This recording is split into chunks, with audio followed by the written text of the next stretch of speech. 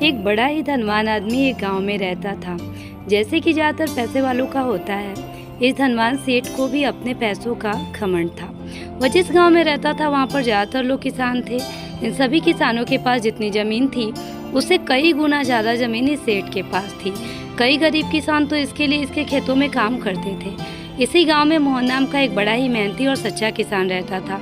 मोहन का परिवार थोड़ा बड़ा था। उसके परिवार में उसके बूढ़े माँ बाप, पत्नी और 3 बच्चे थे जो अभी काफ़ी छोटे थे।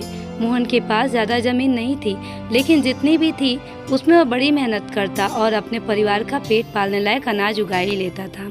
बाकी के किसान भी यह देखकर हैरान रह जाते कि कोई कैसे इतनी सी ज़मीन में इतना ज़्यादा फसल उगा सकता है। एक वर्ष उस गांव में काफ़ी ज़्यादा बारिश हुई, जिसके चलते कई किसानों की फसलें बर्बाद हो गई, जिनमें से मोहन भी था। अब मोहन धर्म संकट में पड़ गया, क्योंकि उसके परिवार में उसके अलावा कोई और कमाने वाला था भी नहीं और अपने परिवार को भूखे मरते हुए वह देख नहीं सकता था। वह जानता था कि इस गांव में अगर कोई उसकी मदद कर सकता है तो वह है घमंडी सेठ, जिसने अन्य किसानों को या तो कर्ज दिया है या तो अपने यहाँ काम पे रखा हुआ है। हाथ पर हाथ धरे बैठे रहने के बजाय उसने इस सेठ के पास जाने का फैसला किया और एक दिन उसके पास पहुँच गया। सेठ के पास पहुंचकर मोहन बोला, सेठ जी, आपकी बहुत मेहरबानी होगी अगर आप मुझे थोड़ा सा कर्ज दे दें, जिससे मैं अपने खेतों में फिर से कोई फसल उगा सकूं, या फिर आप मुझे अपने यहाँ नौकरी दे दें ताकि मैं अपने परिवार को 2 वक्त का खाना मिल सके। घमंडी सेठ को इसकी बातों से कोई मतलब नहीं था, लेकिन गांव के सारे लोगों की तरह वह भी जानता था कि मोहन कितना मेहनती है और वह जिस भी खेत में काम करेगा वहाँ वह दुगुनी फसल उगा सकता है।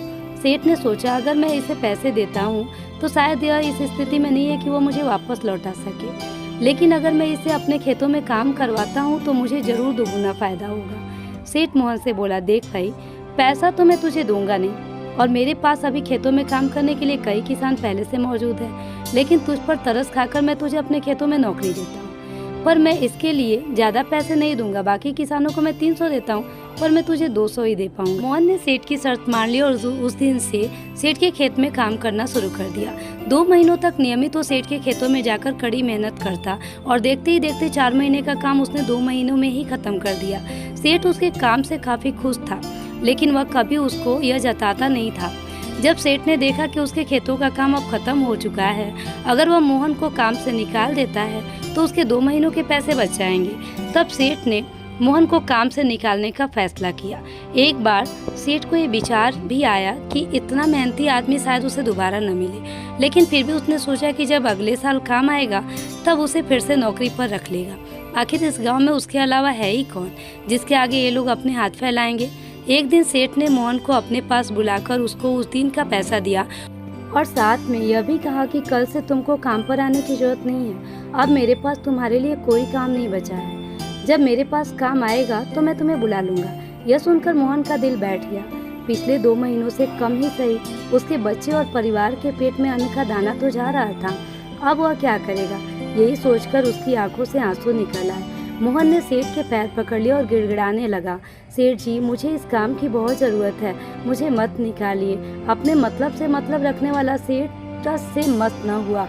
उसने खरी खोटी सुनाकर मोहन को वहाँ से चलता कर दिया और मनी मन 2 महीनों की तनख्वाह बचने से खुश होने लगा। अगले दिन जब सेठ सवेरे उठा और अपने आंगन में आया तो देखा कि मोहन उसके आंगन में बैठा है।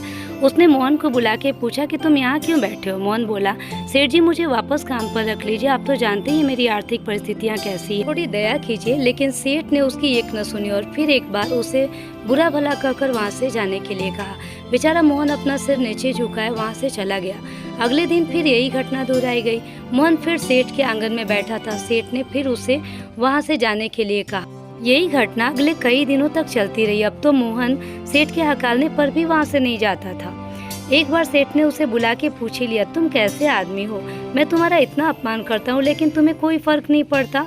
तब मोहन ने सेठ से कहा, बुरा तो लगता है सेठ जी, लेकिन जब घर जाता हूँ और भूख से बिलखते अपने माँ बाप और बच्चों को देखता हूँ तब यह अपमान मुझे कुछ भी नहीं लगता। इतना सब कुछ होने के बाद भी सेठ का दिल जैसे पत्थर बना हुआ था। उसने मोहन को अभी तक काम पर नहीं रखा, ना ही उसका ऐसा कुछ करने का इरादा था। एक दिन सेठ ने सोचा कि कुछ दिनों के लिए किसी और गांव चला जाता हूँ ताकि मोहन से पीछा छुड़ा सकूं। अगले दिन मोहन के आने से पहले ही सेठ अपने परिवार को लेकर अपने किसी संबंधी के यहाँ चला गया और वहाँ पर 10 दिनों तक रहने के बाद फिर अपने गांव वापस लौटा। घर लौटते ही सेठ ने आसपास हर जगह नजर दौड़ाई तो पाया कि अब वहाँ पर मोहन नहीं था। सोचा मेरी तरकीब काम आई, लगता है मोहन से अब पीछा छूट गया। हालांकि अब सेठ के द्वार पर मोहन बैठा नहीं था, लेकिन मोहन का विचार अभी भी सेठ के मन में घर कर बैठा था। सेठ सोच रहा था मोहन इतनी जल्दी हार मानने वाला आदमी तो नहीं है। सेठ ने जब लोगों से पूछा तो सेठ को पता चला कि जब सेठ अपना घर छोड़कर किसी और गांव चला गया था तब बंद घर देखकर कुछ चोर उसके यहाँ चोरी करने आए थे, जिनको रोकने की कोशिश करते हुए हाथापाई में मोहन चोटिल हो गया था।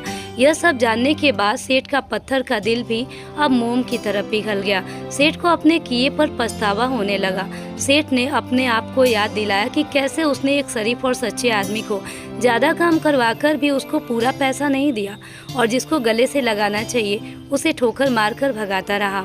सेठ मोहन का घर का पता पूछकर उसके घर पहुंचा तो देखा कि मोहन के घर की हालत बहुत खराब है। उसका परिवार भूख से बेहाल है और वह खुद अपने हाथ पैर पर चोट के साथ एक खाट पे पड़ा हुआ है। जिसे देखकर सेठ की आंखों से आंसू बह निकले। सेठ ने मोहन के पास जाकर सच्चे दिल से माफी मांगी, उसको उसकी मेहनत के पैसे दिए और उसका इलाज करवाया और हमेशा के लिए अपने यहाँ काम पर रख लिया।